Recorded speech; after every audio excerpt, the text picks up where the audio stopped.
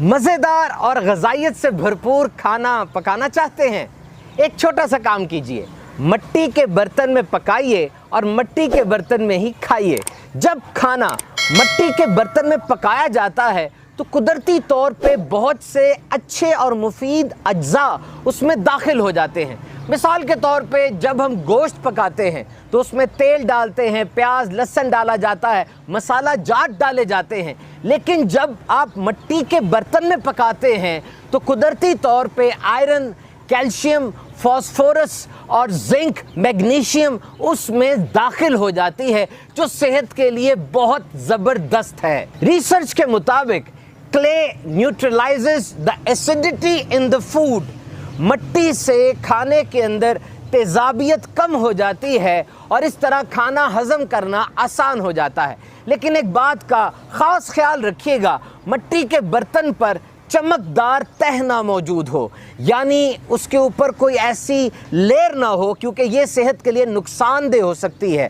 So the clay pot must be unglazed and pure earthen، یعنی مکمل طور پہ خالص مٹی کا برتن وہ بنا ہو۔ and these pots are porous، یوں سمجھ لیجئے کہ مٹی کے برتن میں چھوٹے چھوٹے مسام یعنی سوراخ ہوتے ہیں جس کی وجہ سے نمی اور سٹیم اندر گھومتی رہتی ہے اور کھانا بڑا مزیدار گلتا ہے۔ خاص طور پہ گوشت یہ بڑا جوسی ہو جاتا ہے۔ اور اس نمی کا ایک بڑا بہترین فائدہ میں آپ سے شیئر کروں۔ آج دنیا میں موٹاپے کی شرح بہت بڑھتی جا رہی ہے اور اس کی ایک وجہ وہ آئل اور گھی کا استعمال ہے، جبکہ اگر مٹی کے برتن میں کھانا پکایا جائے تو آئل اور گھی بہت کم استعمال ہوتا ہے۔ کیوں؟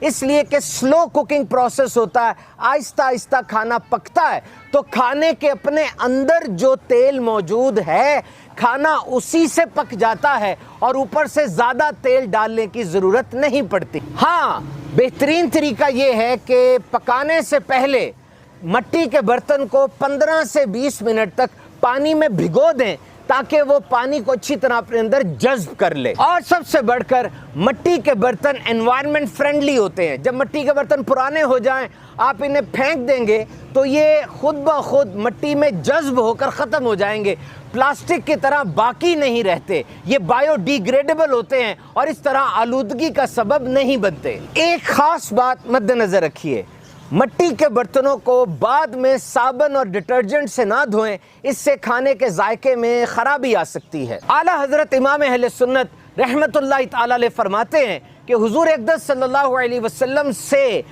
پیتل اور تانبے کے برتنوں میں کھانا پینا ثابت نہیں، مٹی اور لکڑی کاٹ کے برتن تھے اور پانی کے لیے مشکیزیں بھی۔ مٹی کے برتن کھانے پینے کے رکھنا تواضع کے قریب تر ہے کہ اس میں نہ اسراف ہے نہ اترانا، اور مٹی کے برتن میں کھانا پینا یہ افضل بھی ہے۔ حدیث پاک میں آیا کہ جو اپنے گھر کے برتن مٹی کے رکھے فرشتے اس کی زیارت کریں۔ آئیے ہم بھی نیت کر لیتے ہیں کہ مٹی کے برتن میں کھانا کھائیں گے اور پکائیں گے۔ صلو علی الحبیب صلی اللہ تعالی علی محمد۔